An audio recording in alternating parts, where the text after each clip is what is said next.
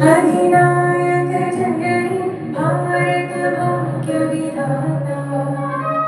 पंजाब सिंध गुजरात मराठा द्राविड उत्कल बंगा।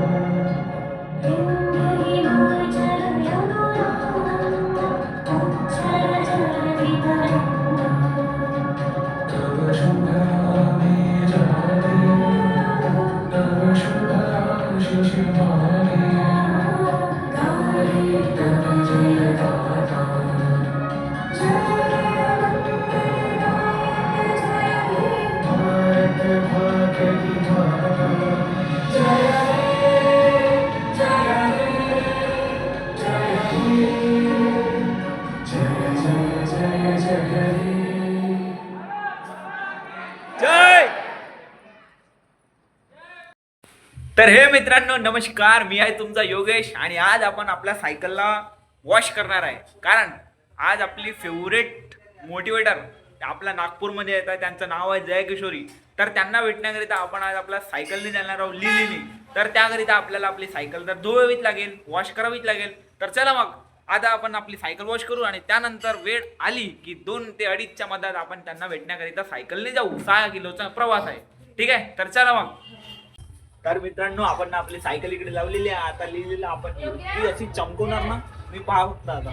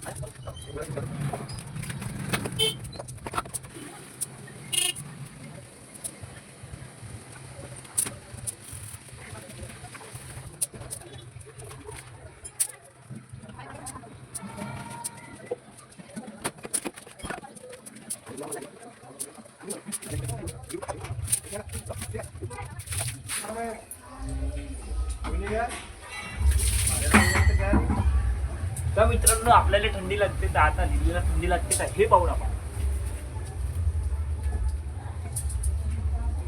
3, 2, 1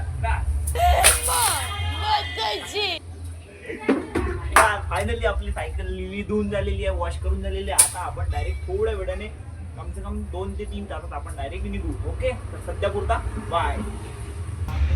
तर इथे आता लिलीची आंघोळ झालेली आहे आणि आता तिचे 2-3 चांगलेवाले 1 नंबरचे शूट घेऊन घेऊ. ठीक आहे, तर चला मग शूट घेऊ आणि मग थोड्या वेळाने निघू. ओके.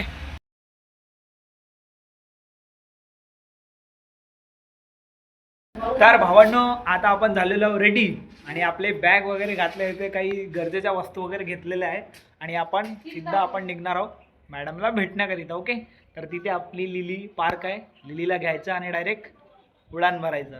काय, चला मग. तर मित्रांनो फायनली आपण निघालेलो आहोत मॅडमला भेटण्याकरिता.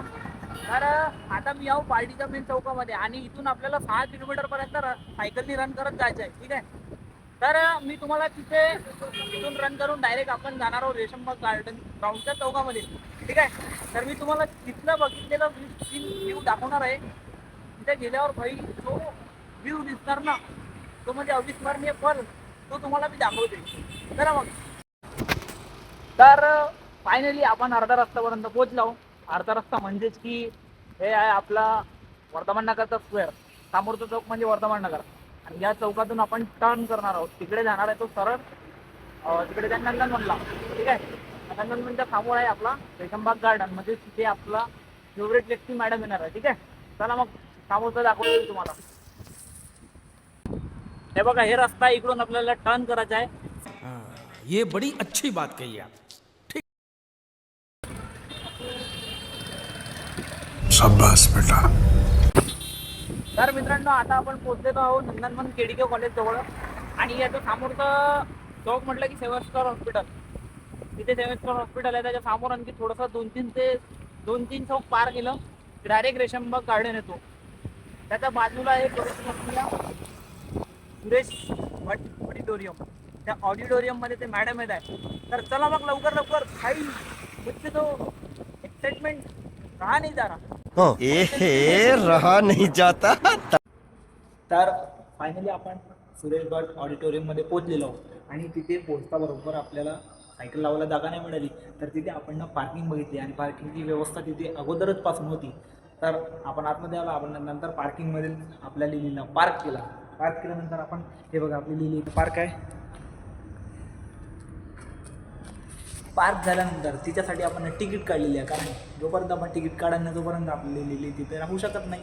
आणि ते तिकीट आपल्या हातामध्ये आहे. बघा, हे तिकीट आहे. हे तिकीट आपल्याला जपून ठेवावं लागेल, तेव्हाच आपली लिली आपल्याला परत मिळेल नंतर घरी जायचं एवढंच. ओके. तर मॅम यासाठी खूप टाईम आहे. म्हणजे मॅम 6 वाजता येणार आहे आणि मी ॲटलीस्ट खूपच लवकर आलो. हो, 2:49 मिनिटांनी, म्हणजे मी 3 वाजता आलो. तर आणखी म्हणजे 2 ते 3 तास आपल्याला इकडे तिकडे काही ना काही ट्रान्सफर करावं लागेल. आता इथे आपण दिल्लीला पार्क लॉक करून देऊ, नंतर आपण बाहेर जाऊ. मग मी तुम्हाला बाहेरचा पण सीन दाखवते. ओके, चला.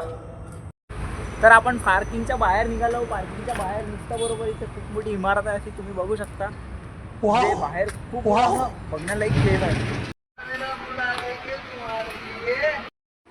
तर फायनली आपण सभागृहाच्या आतमध्ये पोहोचलो आणि आपण इतक्या साऱ्या पायऱ्या चढल्या आहेत. त्याच्या खालती पण पायऱ्या आहे. ते बघा, तिथे दिसत असेल. इथून खालती खूप खालती जावं लागते. त्याच्या खालती पण पायऱ्या आहेत. आणि ते बघा, मॅमचे तिथे फोटो लागले एक नंबर मस्तपैकी. इथून दिसणार पण नाही. हे बघा, जया किशोरी मॅम, इथे त्यांची फोटो लागली आहे. आता ते थोड्याच वेळात तिथे येणार आहे. तरी आपण त्यांची खूप आतुरतेने वाट बघत आहोत. हे बघा, इथे मस्तपैकी खूप सुंदर सुंदर पेंटिंग लागलं आहे.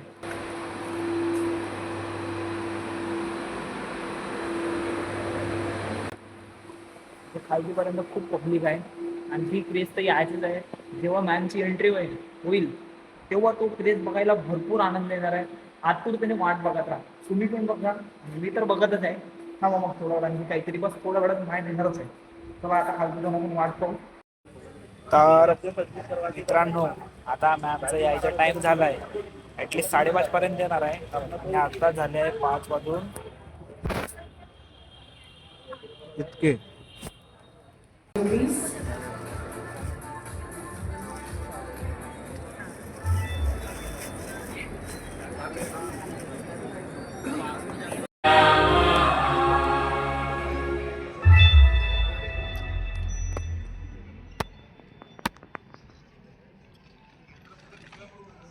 यह दीप हमारी प्रार्थनाओं का दीप, हमारे विश्वास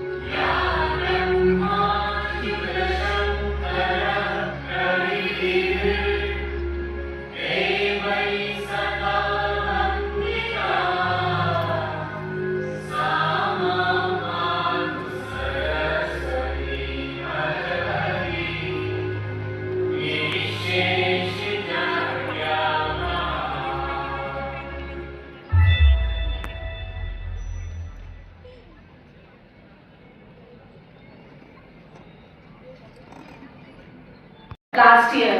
Jaya Kishori ji, the youth spiritual icon, the Samaj Ratna Award winner, Sanskar Artist of the Year winner, आदर्श युवा आध्यात्मिक गुरु पुरस्कार विनर. और मैं अगर उनके पुरस्कारों का जिक्र करने लगूंगी तो सारा समय वहीं समाप्त हो जाएगा. सबसे बड़ा पुरस्कार जो उन्होंने पाया है वो लोगों का प्रेम और विश्वास, और उनके बातों से, उनके मार्गदर्शन से जिस प्रकार युवाओं का जीवन बदला है, उसके लिए सभी लोग उनके आभारी हैं। एक बार पुनः जोरदार तालियों से उनका स्वागत कीजिए। और हम सब की ओर से मंच पर उनका स्वागत करने के लिए मैं चेयरमैन रायसोनी एजुकेशन श्री सुनील रायसोनी जी को आमंत्रित करती हूँ। कृपया मंच पर आएं और स्वागत करें मां सरस्वती की वरद पुत्री, आध्यात्मिक आभा से ओतप्रोत आदरणीय जया किशोरी जी। श्रीमती शोभा रायसोनी जी को भी मैं मंच पर आमंत्रित करती हूँ। कृपया आप भी जया किशोरी जी का हम सबकी ओर से स्वागत करें। बहुत बहुत स्वागत है आपका नागपुर में। आज आप हमारे आमंत्रण को स्वीकार कर बधाई हैं और GH रायसोनी मेमोरियल टॉक के इस मंच पर हम सभी आपकी वाणी से लाभान्वित होने को आतुर हैं, आध्यात्मिक धारा में अवगाहन करने को प्रतीक्षित हैं। तो प्रतीक्षा की घड़ियां समाप्त की जाएं और सुश्री जया किशोरी जी से करबद्ध निवेदन है कि कृपया आज की अपनी बातचीत का प्रारंभ करें।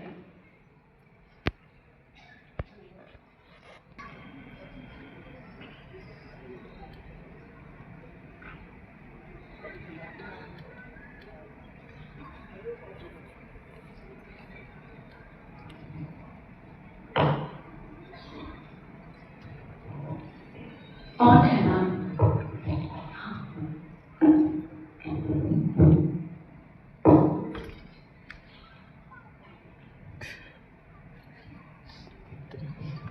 नमस्ते, Radhe Radhe. Radhe Radhe. First of all thank you Raisoni foundation मुझे इनवाइट करने के लिए, और सेकंड थैंक यू आप सभी के लिए, क्योंकि टू बी वेरी ऑनेस्ट मुझे उम्मीद नहीं थी कि इतनी बारिश में इतने लोग आएंगे, पर आप सब आए और इतनी संख्या में आए। Thank you so much.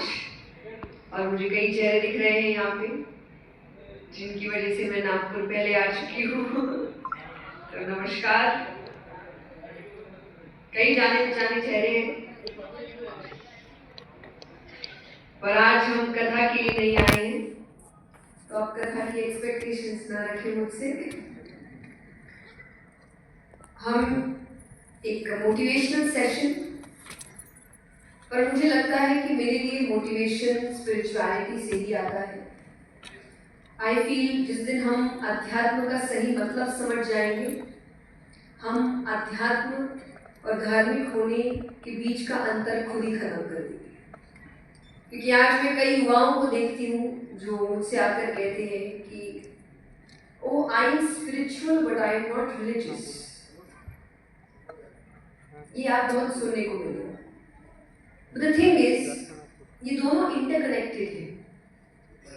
ये समझ में तब आता है जब हम आध्यात्मिक होने की राह पर चलते हैं, और फिर हमें समझ आता है कि अच्छा दूसरी तरफ ये रूल्स काइंड ऑफ सेम ही है, बस वहां थोड़ा सा डरा के बताया जा रहा है कि अगर नहीं किया तो दंड मिलेगा, नहीं किया तो भगवान पाप देंगे, क्योंकि ऐसा कुछ है नहीं। भगवान के साथ मुझे लगता है ऐसा होता जा रहा है जैसे कई घरों में कुछ अंकल आंटी होते हैं ना जो इतने स्ट्रिक्ट होते नहीं है, पर परिवार वाले जबरदस्ती उतना नाम खराब करके रखे कि खाना खा लो वरना वो अंकल आ जाएंगे, वो उठा के ले जाएंगे, और बेचारा बच्चा डर के खाता है। बड़े होकर पता चलता है कि फैमिली में सबसे कूल वही अंकल है।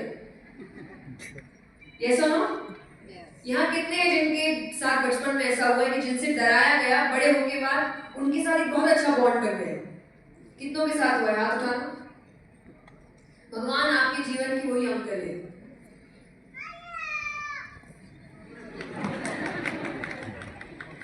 इस बच्ची को पहले ही पता चल चुका है। हाँ, पर मेरी परवरिश बहुत अलग हुई थी।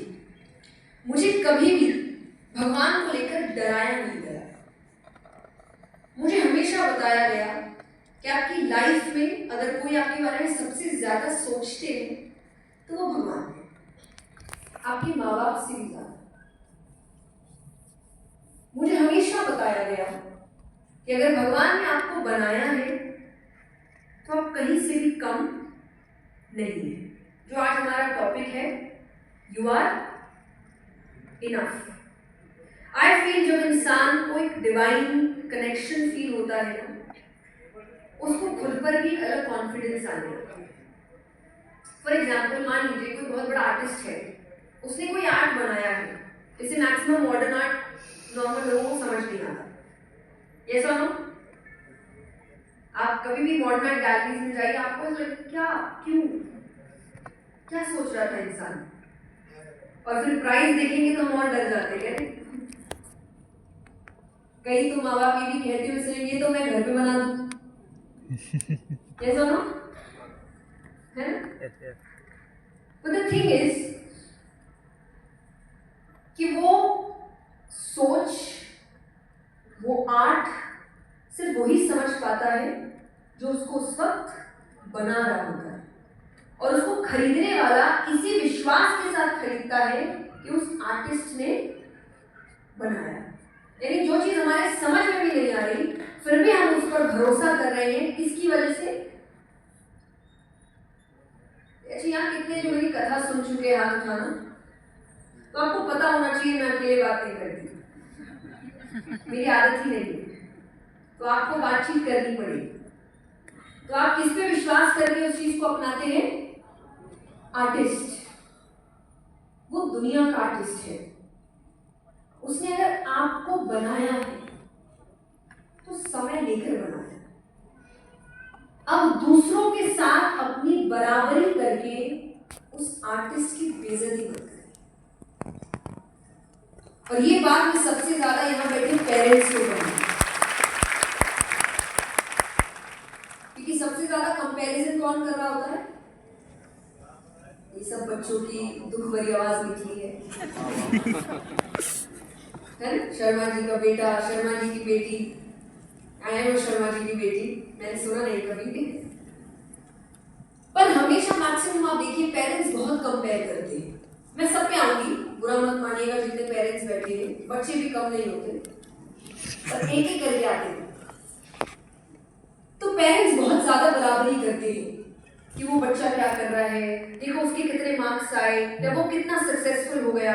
एंड आई ऑलवेज से कि पेरेंट्स के इंटेंशंस कभी गलत नहीं होते, कभी नहीं। यहाँ जितने बच्चे युवा बैठे हैं ना, मैं गारंटी के साथ कहती हूँ, दुनिया में ऐसा कोई माँ बाप नहीं है जो ये सोचे कि मेरे बच्चे को जीवन में दुख मिलना चाहिए। कोई नहीं सोचता।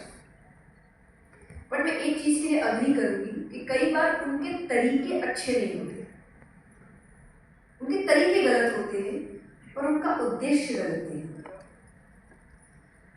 पर इस हाई टाइम के हम तरीकों पर भी थोड़ा काम करें।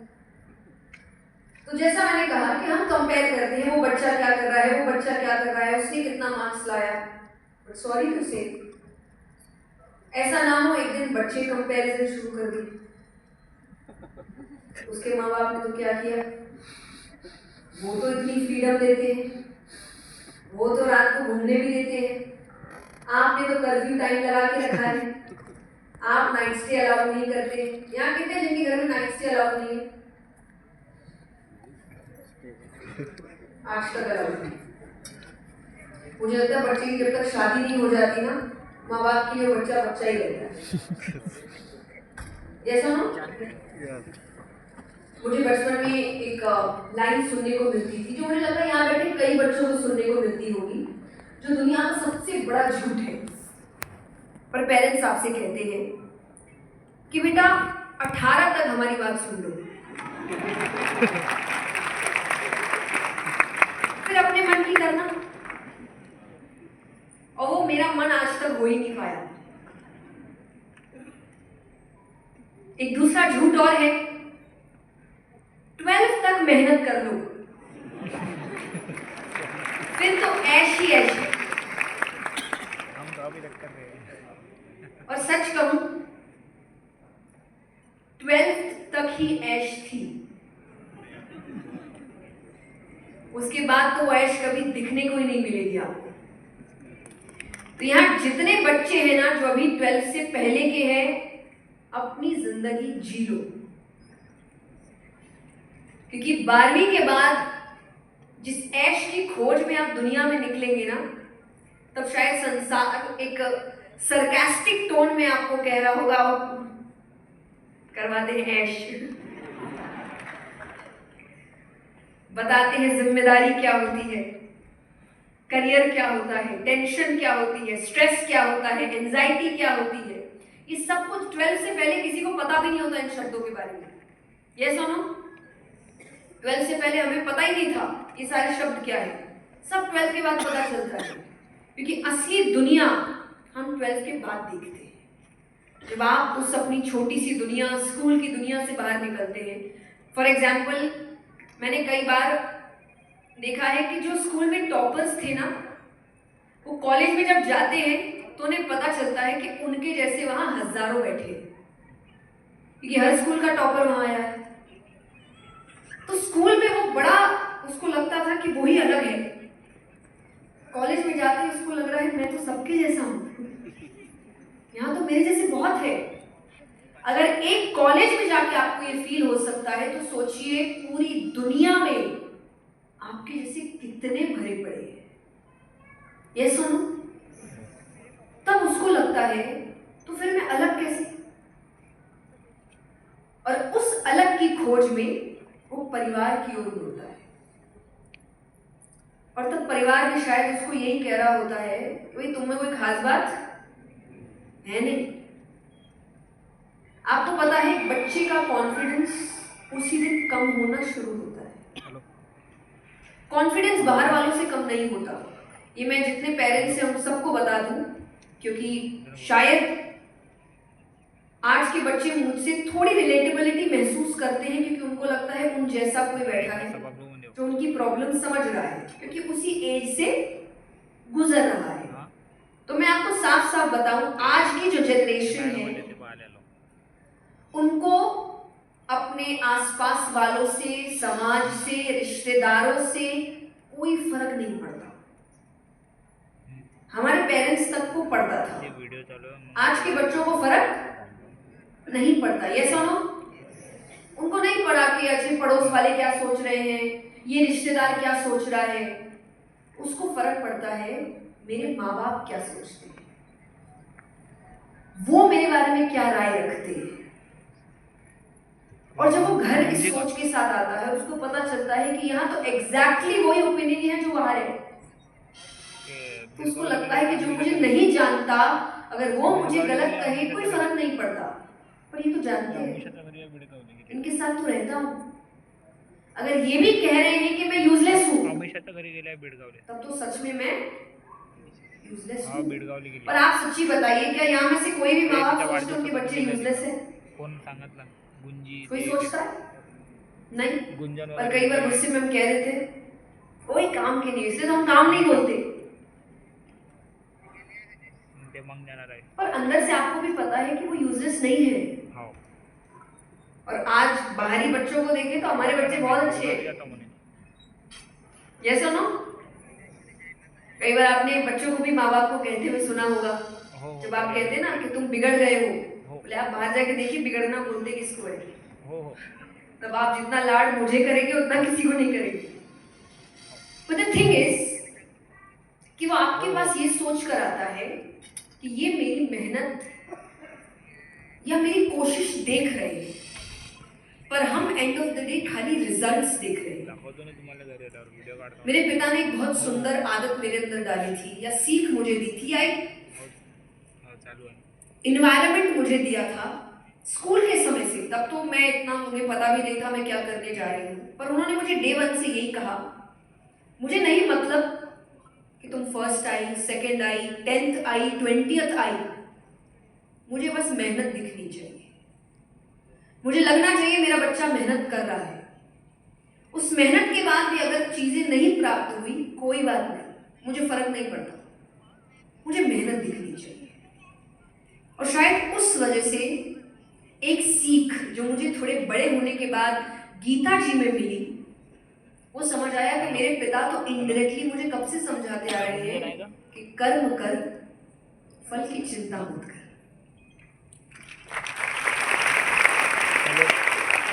बस मेहनत करो, उससे मुझे क्या मिलेगा, क्योंकि जब आप ये सोच रखते हैं ना। अच्छा, एक और क्लैरिटी मैं देती हूँ, क्योंकि श्लोक को लेकर कई बार लोग बहुत परेशान हो जाते हैं ये सोचकर कि कह रहे हैं फल की इच्छा ही मत रख। अब यहाँ मुझे नहीं लगता किसी ने भी वैराग्य लिया है। लिया है क्या? 5:30 नहीं लिया। तो जिसने वैराग्य नहीं लिया वो इच्छा तो रखेगा। This is human nature. और मैं कहूं वैराग्य वाले भी इच्छा रखते हैं कि मोक्ष मिल जाए। वो वैरागी भी बिना इच्छा के नहीं हो रहे। तो अगर मनुष्य है, इच्छाएं होंगी, ये बेसिक बात है। तो इच्छा सबकी होती है, पर असल मतलब है चिंता मत कर। चिंता का मतलब आज के जमाने में है ओवर थिंकिंग। ये मैक्सिमम यूथ को ये प्रॉब्लम होगी ओवर थिंकिंग की। देखिए, मैं आपको स्क्रिप्चर से कुछ एग्जाम्पल इसलिए दे रही हूं क्योंकि मुझे ऐसा लगता है कि शायद कुछ पुराने लोगों ने आध्यात्म को एक गलत नाम दे दिया है। मैं इसका उदाहरण देती हूँ। अगर मैं आपसे कहूँ कि अगर कोई व्यक्ति आध्यात्मिक है, सबसे पहले आपके आंखों के सामने क्या इमेज आती है? बताइए। इफ आई एम सेइंग कि ये person, this person is very spiritual, आपके दिमाग में तुरंत क्या आएगा? सेंट और सात्विक और पीसफुल और तिलकधारी। Why did you call me? सागरचा नंबर आहे फिर और पप्पा बोलले होता घरी जा, मी बाहेर आहो, तू घरी जा. But what is spiritual? That's what I'm घरी saying. बटलर फोन फिर हम spiritual होने पे बात करेंगे. इमेज क्या आती है? He is detached with the materialistic things. Okay. और कुछ और आंसर्स? Are we done? पूजा पाठ करने वाला. वाह, क्या बात है. Silent person. अब ये जितने भी आपने नाम बोले, आप कितने हैं इनमें से कुछ भी? थांबून ठेव तिथं, जा नको म्हणून कुठं सांगून तर तिला आठवली ना. हाँ, that I will say.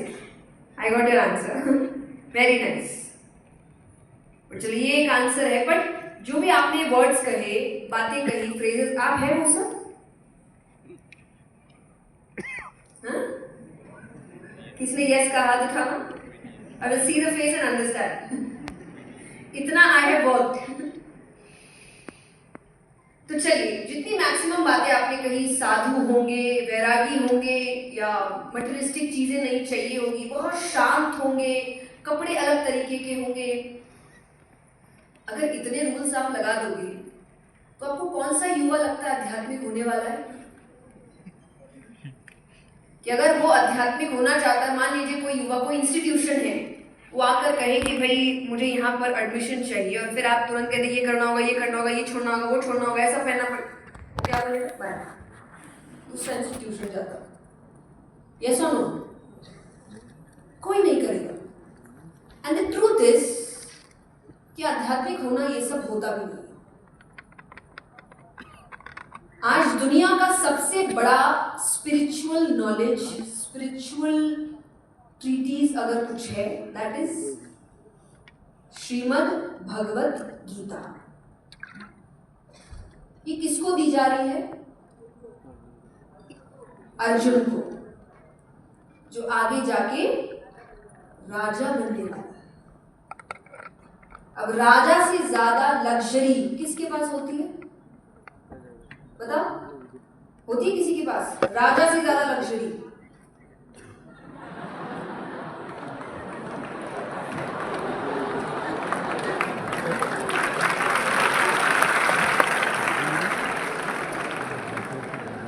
ये बहुत ही हमारी भारतीय नारी वाला जवाब था.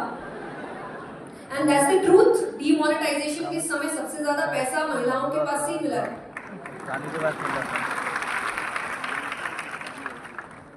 तो यस, राजा से ज्यादा लग्जरी रानी के पास होती है। तो ये सब मत कहिए, अभी गोल्ड डिगर के ठप्पे लगे हमारे ऊपर और नाम खराब हो जाएगा, ऐसे ही कोई पीछा नहीं छोड़ रहा। तो द ट्रूथ इज कि राजा रानी यानी इस पोजीशन पे बैठे सबसे ज्यादा लग्जरी तो इन्हीं के पास है। अगर ये सब छोड़ने की बात होती तो भगवान अर्जुन को क्यों देते ये गीता का उपदेश? किसी ऐसे को देते जो वैरागी था। और ना तो गीता जी में भगवान ने एक बार भी अर्जुन से ये कहा कि राज्य छोड़ देना, धन छोड़ देना, राजा मत बनना। अर्जुन ने बहुत बार कहा कि युद्ध करने से अच्छा तो मैं वैराग्य ले लूं, वन चला जाऊं। तो भगवान ने जवाब में कहा ये कायरों वाली हरकत है, क्योंकि तुम्हारा धर्म लड़ना है। अपने धर्म को छोड़कर कुछ और करोगे तो वो गलत ही। तो यानी धन आपकी स्पिरिचुअल एजुकेशन में प्रॉब्लम नहीं रखता और रख भी नहीं सकता। मैं इसके बहुत एग्जाम्पल दे सकती हूँ आपको।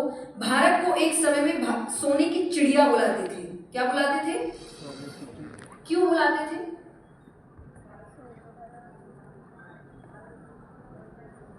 बताओ।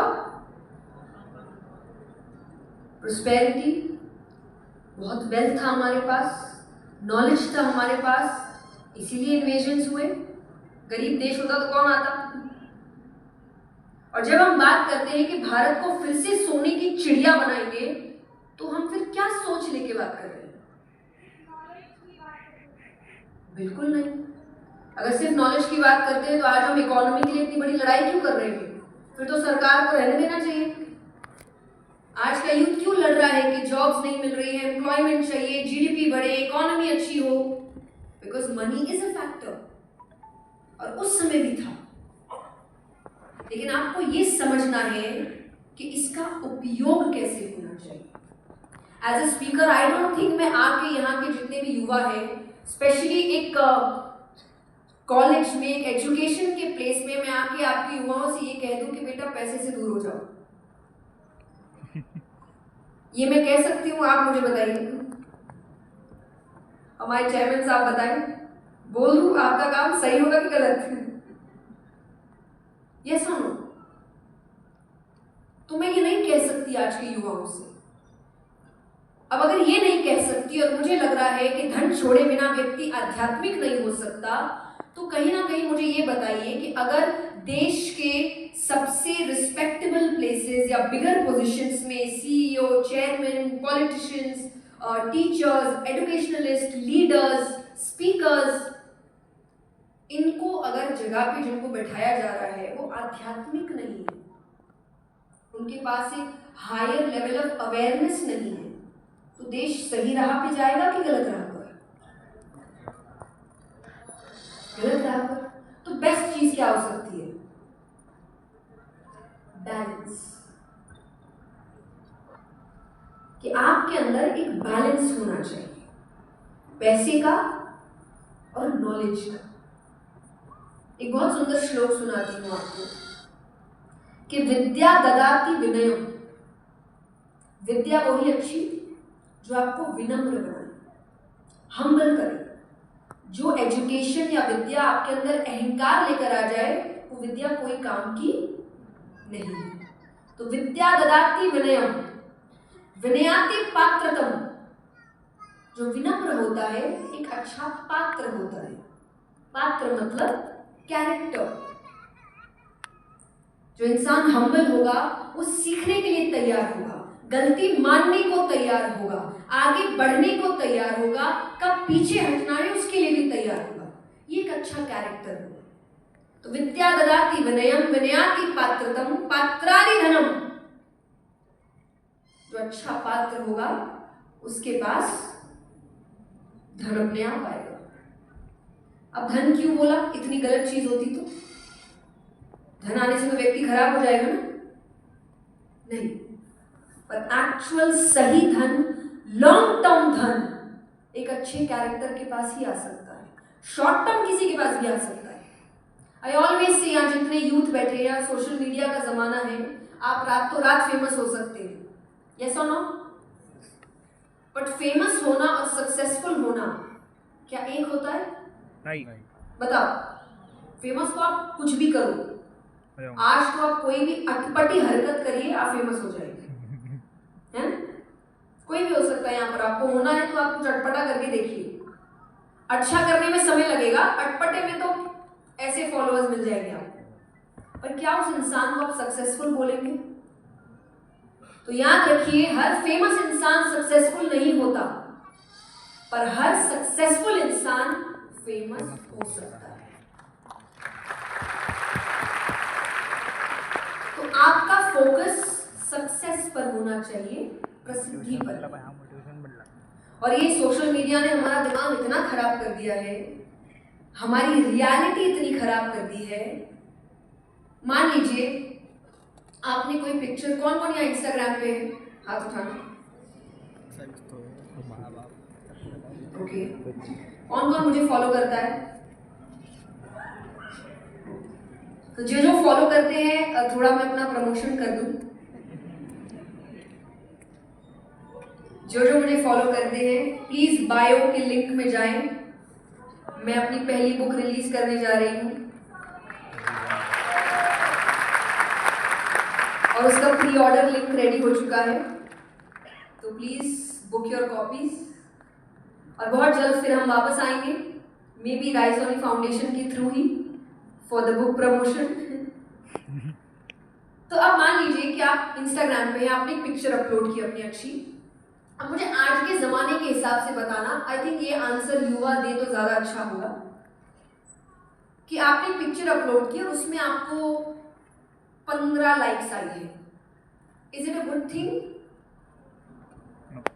जोर से नो? ओके। अब मान लीजिए आप तैयार होके कहीं जा रहे हैं और बीच रास्ते में 15 लोगों ने रोक के आपको कहा है बहुत सुंदर लग रही है।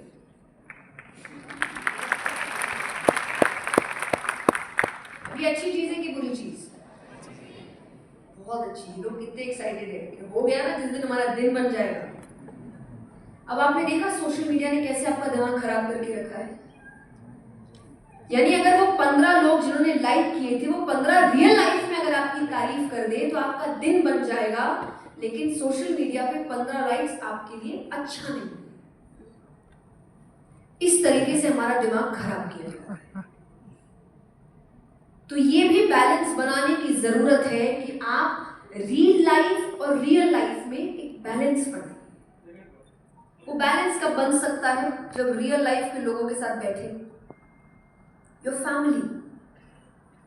आपकी लाइफ में अगर सबसे इंपॉर्टेंट कुछ है तो वो है आपकी फैमिली। आज हम उनके साथ कम और इंटरनेट के साथ ज्यादा बैठे हैं। Father's Day, Mother's Day, picture upload कर देते हैं, बड़े बड़े कैप्शंस लिखेंगे, अच्छे अच्छे गाने, ट्रेंडिंग गाने यूज होते हैं। उसके बाद पूरे दिन माँ कहाँ है किसी को नहीं पता। गिफ्ट दिए, एक अच्छी रील बनाई, उस रील के साथ ट्रेंडिंग गाना डाला, अपलोड कर दिया, रील को 2 मिलियन 4 मिलियन, मम्मी को 2 मिनट्स भी नहीं मिल रहे उसके बाद। तो ये करने से तो फैमिली बॉन्ड नहीं बनेगा। और आपको पता है कि सिर्फ बॉन्ड ही नहीं, आपके करियर में भी आपकी फैमिली, आपके बड़े बुजुर्ग बहुत बड़ा रोल प्ले करते हैं। एक बहुत सुंदर कहानी सुनाती हूँ। एक गांव है, उस गांव में आग लग गई है। अब आग लग गई तो सब कोई भाग रहे हैं गांव छोड़ के। एक बूढ़े व्यक्ति हैं जो चल नहीं सकते, उनके पैर नहीं है, वो चल नहीं सकते, वो बेचारे वहीं बैठे हैं।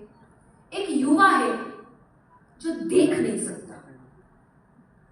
अब वो भागने की तो कोशिश कर रहा है, वो जहां भी जाए वहां उसको आग की लपटें महसूस होए, वो पीछे हट जाए। अब दोनों को लग रहा है कि हम तो गए, मुझे दिख नहीं रहा, वो चल नहीं सकता, तो ये दोनों का एंड है यहाँ पे। तो बुजुर्ग ने कहा एक काम करते हैं, तुम मुझे अपने कंधे पे उठा लो। तो आंखें मेरी होगी, पैर तुम्हारे, और हम आग से बच के निकल जाए। आज की दुनिया, आज का स्ट्रगल, आज का एक्सपोजर, ये आग से कम नहीं है। इस आग से बचने के लिए आंखें यानी अनुभव एक बुजुर्ग का होना चाहिए और पैर यानी जोश एक युवा।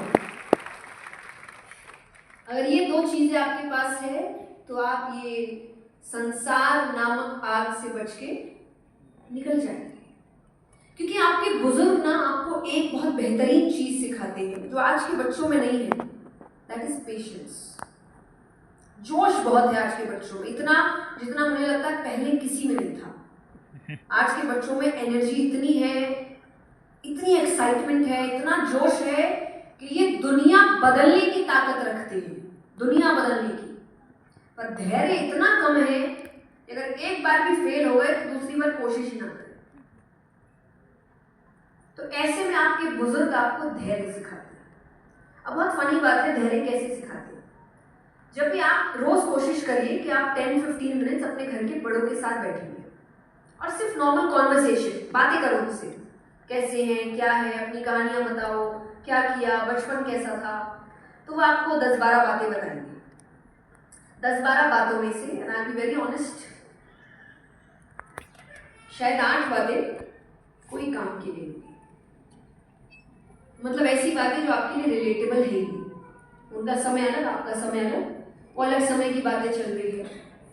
और लास्ट की 2 बातें आपकी जिंदगी को बदलने की ताकत रखती है। बट द थिंग इज, 2 सुनने के लिए 8 सुनना पड़ेगा। क्योंकि बुजुर्ग होने के बाद उनके अंदर एक डिसएडवांटेज आ जाता है कि अगर वो कोई बात कर रहे हैं और आपने बीच में टोक दिया तो वो भूल जाएंगे, फिर वो वापस नंबर 1 से शुरू करेंगे। ये सुनो, फिर वही बात पे जाएंगे। तो अगर आपने मान लीजिए 5वीं या 6ठी बात पे रोक दिया कि अरे क्या बोल रहे हो, वो भूल गए, अब फिर से पहली कहानी सुनो। इससे अच्छा ये नहीं कि चुपचाप 8 कहानियां सुन लो ताकि लास्ट की 2 कहानी सुनने को मिले। तो 2 चीजें हुई, आपको सीख मिली, आपको धैर्य मिला। क्योंकि ये धैर्य सोशल मीडिया नहीं दे रहा। आज टेक्नोलॉजी आपको हर चीज विद इन सेकेंड्स देती है, ये सुनो, नेचर ऐसे काम नहीं करता। आज अगर आप बीज बोते हैं तो कल पेड़ निकल आएगा क्या? फोन पे आ सकता है, फोन पे फोटो आ जाएगी, पर उससे क्या छांव मिलेगी, फल मिलेगा, हरियाली मिलेगी? तो उसके लिए क्या करना पड़ेगा? पेशेंस, वेट करना होगा। आज लोग कहते हैं रिश्ते खराब हो रहे हैं, करियर खराब हो रहा है। मैं कहूंगी हर चीज का एक ही कारण है, पेशेंस। हर चीज विद इन सेकेंड्स चाहिए। आप दुनिया छोड़िए, लोग भगवान को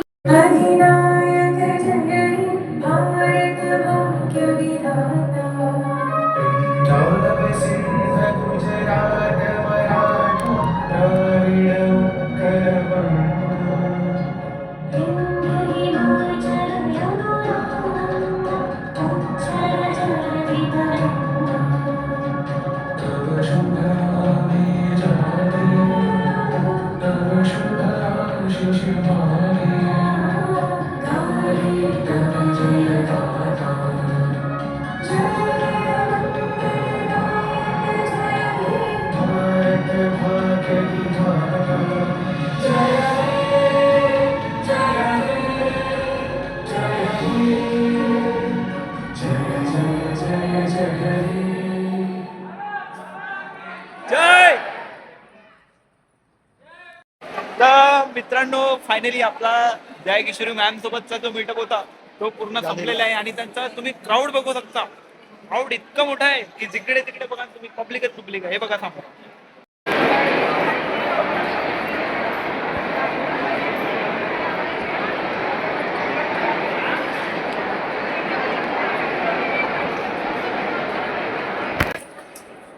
हे बघा इतका मोठा क्राऊड आहे. तर मित्रांनो, फायनली आपला जया किशोरी मॅडम सोबत आपला मीटअप संपलेला आहे आणि आपण आता निघालो आपल्या घराला.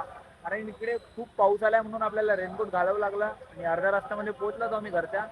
तर तुम्हाला तिथून एक गोष्ट चांगली जे मला शिकण्याला एक मिळाली, तिथे मॅडमनी जितकं पण मोटिवेशन दिलं तो सर्व म्हणजे 100% मधून 90% ते माझ्या फॅमिलीचं रिलेटेड दिलं.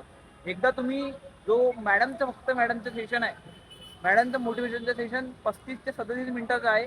तो मोटिवेशन तुम्ही ऐका आणि तिथून जो स्वतःच्या फॅमिलीमध्ये म्हणा स्वतःमध्ये जे रिअलाइज करण्याची जी गोष्ट आहे ती गोष्ट तुम्ही बरोबर ऐका आणि त्यामधून तुम्हाला काय शिकण्याला मिळतो ते मला कमेंटमध्ये सांगा. काय मग आवडलं का माझं नाही दया किशोरी मॅडमचं मोटिवेशन? जर आवडलं असेल तर व्हिडिओला लाईक करा आणि बस इतकंच. भेटूया पुन्हा असेच एखाद्या नवीन तडकतं फडकतं एकदम चांगल्या मोटिवेशन सोबत, चांगल्या ब्लॉग, चांगल्या व्हिडिओज कंटेंट सोबत पुन्हा एकदा भेटूया. तोपर्यंत सर्वांना बाय.